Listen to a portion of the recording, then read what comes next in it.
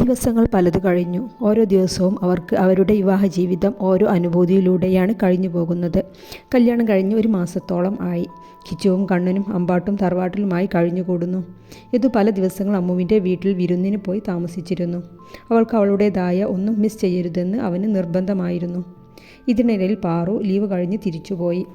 Degree റിസൾട്ടിൽ 2 പേർക്കും 80-ൽ കൂടുതൽ % മാർക്കുണ്ട്. അവരുടെ കോളേജിൽ തന്നെ PGക്ക് അഡ്മിഷൻ എടുത്തു. ക്ലാസ് തുടങ്ങുന്നതിന് മുമ്പ് ഹണിന് പോകാനുള്ളൊരു പ്ലാനിലാണ് കണ്ണനും യദുവും. ഇത്രയും നാൾ അവർ തൊട്ടും പിടിച്ചും നടന്നും കിടന്നും എന്നല്ലാതെ ഒരു ഭാര്യാഭർത്തൃ ബന്ധം അവർക്കിടയിൽ ഉണ്ടായിട്ടില്ല. ഭാര്യമാർ മാനസികമായി റെഡിയാവട്ടെ എന്ന് കരുതി ഇരുവരും. എന്നാൽ ഭാര്യമാർ എന്തോ അത് ആഗ്രഹിച്ചു തുടങ്ങിയിരുന്നു എന്നതാണ് സത്യം. അവർ ഷിംലയിലേക്കാണ് ഹണിമൂൺ പ്ലാൻ ചെയ്തത്. കിച്ചു, നിൻ്റെ പാക്കിംഗ് കഴിഞ്ഞോ? അമ്മുവിൻ്റെ ഫോൺ കോളാണ്. കഴിഞ്ഞു, ഫുൾ സെറ്റാ ചെയ്തു. നിൻ്റെയോ അമ്മോ? കഴിഞ്ഞു. പുലർച്ചെ എഴുന്നേൽക്കുന്നത് ഓർക്കുമ്പോഴാണ്, കിച്ചു സങ്കടത്തോടെ പറഞ്ഞു. പിറ്റേന്ന് രാവിലെ അവർ പുറപ്പെട്ടു. നല്ല ലക്ഷറി ഹോട്ടൽ തന്നെ അവർ ബുക്ക് ചെയ്തിരുന്നു. ഫുഡ് കഴിച്ച് അവർ റൂമിലേക്ക് കയറി. കപ്പിൾസിന് വേണ്ടി അലങ്കരിച്ച റൂമായിരുന്നു അത്. കണ്ണേട്ടാ, അമ്മുവിൻ്റെ റൂമും ഇതുപോലെയാണോ? അതേ കിച്ചു, സെയിം തന്നെയാണ്. ഞാൻ അമ്മുവിനെ വിളിച്ചു നോക്കട്ടെ. കിച്ചു ഫോൺ ചെവിയിലേക്ക് വെച്ചു. അമ്മു, എങ്ങനെയുണ്ട് റൂം? സൂപ്പർ ആടി കിച്ചു. യദുവേട്ടൻ പറഞ്ഞു 2 റൂമും സെയിം ആയിട്ടാണ് ഡെക്കോർ ചെയ്തിട്ടുള്ളതെന്ന്. Ammu, good night. കിച്ചു കുളി കഴിച്ച് ഫ്രഷായി ഇരുന്നു. കണ്ണൻ നേരത്തെ ഫ്രഷായി എത്തിയിരുന്നു. കുഞ്ഞാ, കിടക്കണ്ടേ? യാത്ര ചെയ്ത ക്ഷീണമുണ്ടോ? കിച്ചു കണ്ണനെ കൂർപ്പിച്ചു നോക്കി. കണ്ണേറ്റൻ്റെ ഉദ്ദേശം എന്താ?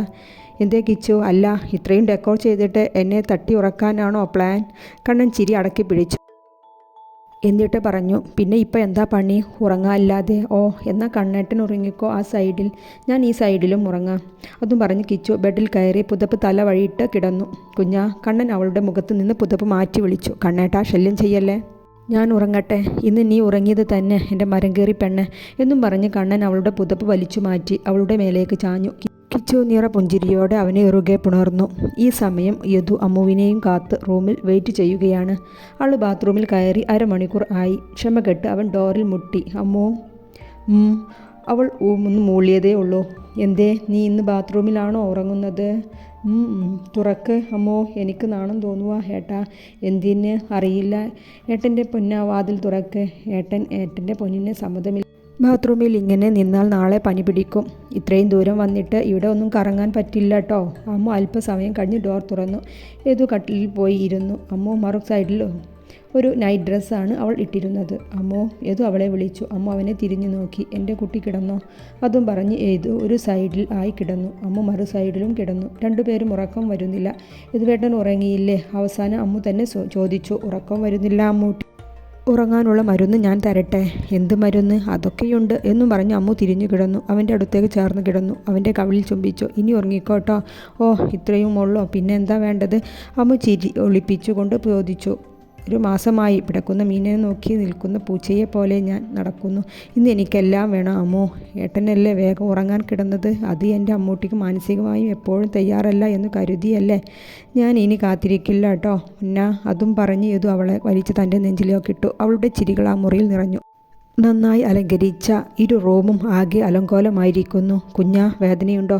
കിച്ചുവിൻ്റെ മുരൾ കേട്ടാണ് കണ്ണൻ ഉണർന്നത്. അവൾ മെല്ലെ തുറന്ന് കണ്ണനെ നോക്കി. പിന്നെ പുതുപ്പ് കൊണ്ട് മുഖം മറച്ചു. എന്തിനാ എൻ്റെ പെണ്ണ് നാണിക്കുന്നത്? ഇതൊക്കെ ഇതിൽ പറഞ്ഞിട്ടുള്ളതല്ലേ?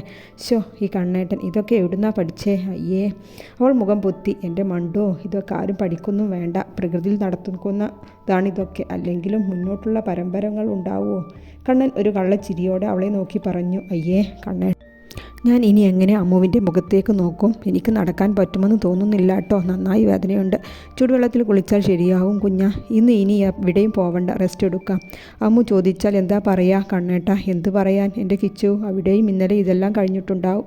കണ്ണേട്ട, ഈ വേദന ഇനിയും എന്നും ഉണ്ടാവുമോ? ഇല്ല കുഞ്ഞാ, ഫസ്റ്റ് ടൈം ആയിട്ട് ഇനി അതൊക്കെ ഒരു സുഖമായി മാറും കുഞ്ഞാ. അവൻ അവളെ ചേർത്ത് പിടിച്ചു. വീണ്ടും കിടന്നു. അമ്മു ഒരുവിധം എഴുന്നേറ്റ് ചുടുവെള്ളത്തിൽ കുളിച്ച് ഇറങ്ങി. അപ്പോഴേക്കും യദു ഉണർന്നിരുന്നു.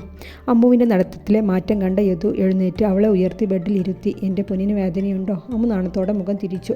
എന്തിനാ നാണം? ഇതെല്ലാം എൻ്റേതല്ലേ? അത് യദുവേട്ട എങ്ങനെ ഭക്ഷണം കഴിക്കാൻ പുറത്തു പോകും? എനിക്ക് നന്നായി നീറ്റലുണ്ട്. ഏട്ടൻ്റെ കുഞ്ഞ് ഇന്ന് ഫുൾ റെസ്റ്റ് എടുത്തോ, ഭക്ഷണം റൂമിൽ കൊണ്ടുവരാം. അയ്യേ അത് വേണ്ട, കിച്ചു ചോദിക്കില്ലേ? കണ്ണൻ വിളിച്ചിരുന്നു, 2 റൂമിലേക്കും ഫുഡ് കൊണ്ടുവരാൻ പറഞ്ഞിട്ടുണ്ടെന്ന്. അവിടെയും പിടക്കുന്ന മീൻ കണ്ടു നിൽക്കാൻ പറ്റുന്നുണ്ടാവില്ല അല്ലേ? അമ്മു ഉറക്കെ ചിരിച്ചു. യദുവും പുഞ്ചിരിച്ചു. 2 ആഴ്ചത്തെ ഹണിമൂൺ കഴിഞ്ഞ് അവർ തിരിച്ചു പോകാനുള്ള ഒരുക്കത്തിലാണ്.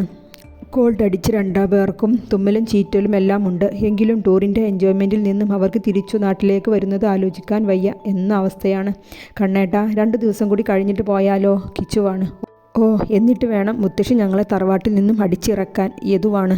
ഒരാഴ്ച എന്നും പറഞ്ഞു വന്നത് ഇപ്പോൾ 2 ആഴ്ച കഴിഞ്ഞു. ഉള്ള കുട്ടികളുടെ മൂക്കടപ്പ്, ക്ഷീണം എന്നും പറഞ്ഞ് ഇത്രയും ദിവസം ഫോൺ വിളിച്ച് സ്വൈര്യം തന്നിട്ടില്ല വീട്ടിലുള്ളവർ. കണ്ണനാണ് പറയുന്നത്. കിച്ചുവും അമ്മുവും ചുണ്ടും കൂപ്പിച്ച് ഇരുവരെയും നോക്കി.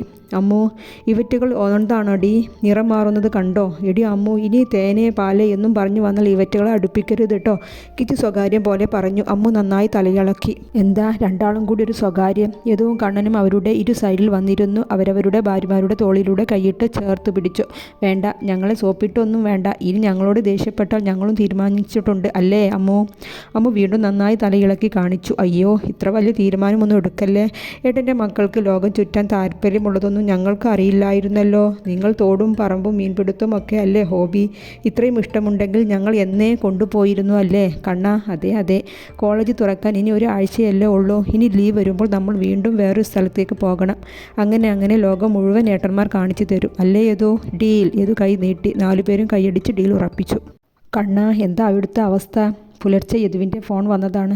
ഇന്നലെ രാത്രി 12-ന് വീട്ടിലെത്തിയതാണ്. യദുവും അമ്മുവും തറവാട്ടിലേക്കും കണ്ണനും കിച്ചുവും അമ്പാട്ടേക്കും. യദു, ഹോസ്പിറ്റലിൽ പോവേണ്ടി വരും. ഒരു പോള കണ്ണടച്ചിട്ടില്ല, നന്നായി പനിക്കുന്നുണ്ട്. 2 തവണ ഛർദ്ദിച്ചു. ഇപ്പോൾ ബാത്റൂമിലാണ്. ഇനി ലോസ് മോഷൻ ഉണ്ടോ ആവോ? അവിടുത്തെ അവസ്ഥയോ യദു? ഇവിടെയും സെയിമാണ്, തളർന്നു കിടക്കുന്നുണ്ട്. താഴെ ആരെയും അറിയിച്ചിട്ടില്ല, ഞാനും അറിയിച്ചിട്ടില്ല യദു. ഹോസ്പിറ്റലിൽ കൊണ്ടുപോവാം. നീ അവളെ റെഡിയാക്ക്, ഞാൻ ഇവളെയും റെഡിയാക്കി കാറുമായി തറവാട്ടിലേക്ക് എത്താം. ഓക്കെ കണ്ണ.